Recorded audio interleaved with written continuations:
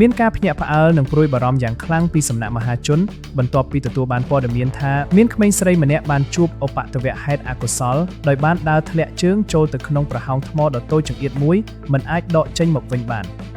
នៅចំណុចរមណីយដ្ឋានទឹកធ្លាក់តាតៃស្ថិតក្នុងឃុំតាតៃក្រោមស្រុកកោះកុងខេត្តកោះកុងភ្លាមបន្ទាប់ពីទទួលបានព័ត៌មាននេះកម្លាំងសមត្ថកិច្ចចម្រុះអាជ្ញាធរមូលដ្ឋានរួមជាមួយប្រជាការពារនិងប្រជាពលរដ្ឋនៅក្បែរនោះ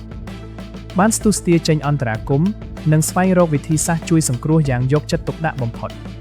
យោងតាមប្រភពព័ត៌មានពីកន្លែងកើតហេតុបានឲ្យដឹងថាប្រតិបត្តិការជួយសង្គ្រោះនេះបានជួបការលំបាកខ្លះៗដោយសារតែចន្លោះប្រហោងថ្មមានភាពចង្អៀតនិងរឹងមាំប៉ុន្តែដោយសារមានការសហការគ្នាយ៉ាងល្អ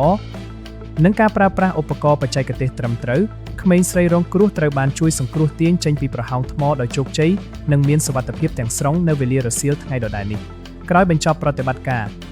ក្រុមគ្រួសាររបស់ក្មេងស្រីរងគ្រោះក៏ដូចជាប្រជាពលរដ្ឋទូទៅបានសម្ដែងនូវក្តីរំភើបរំសាយការភ័យខ្លាចនិងបានថ្លែងអំណរគុណយ៉ាងជ្រាលជ្រៅចំពោះទឹកចិត្តនិងការលះបង់របស់កម្លាំងសមត្ថកិច្ចនិងអាជ្ញាធរគ្រប់លំដាប់ថ្នាក់ដែលបានជួយសង្គ្រោះជីវិតក្មេងស្រីរូបនោះបានទាន់ពេលវេលាទន្ទឹមនឹងនេះអាជ្ញាធរមានសមត្ថកិច្ចក៏បានអំពាវនាវដល់បងប្អូនប្រជាពលរដ្ឋក៏ដូចជាភ្ញៀវទេសចរជាតិនិងអន្តរជាតិទាំងអស់ដែលទៅកម្សាន្តនៅតាមរមណីយដ្ឋានធម្មជាតិពិសេសតំបន់ទឹកជ្រោះដែលមានផ្ទាំងថ្មរអិលនិងទឹកហូរខ្លាំងត្រូវបង្កើនការប្រុងប្រយ័ត្នឲ្យបានខ្ពស់សម្រាប់អាណាព្យាបាលដែលមានកូនតូចៗសូមមេត្តាយកចិត្តទុកដាក់មើលថែទាំកូនចៅឲ្យបានដិតដល់បំផុតដើម្បីជៀសវាងនូវគ្រោះថ្នាក់ជាយថាហេតុនានាដោយករណីខាងលើនេះ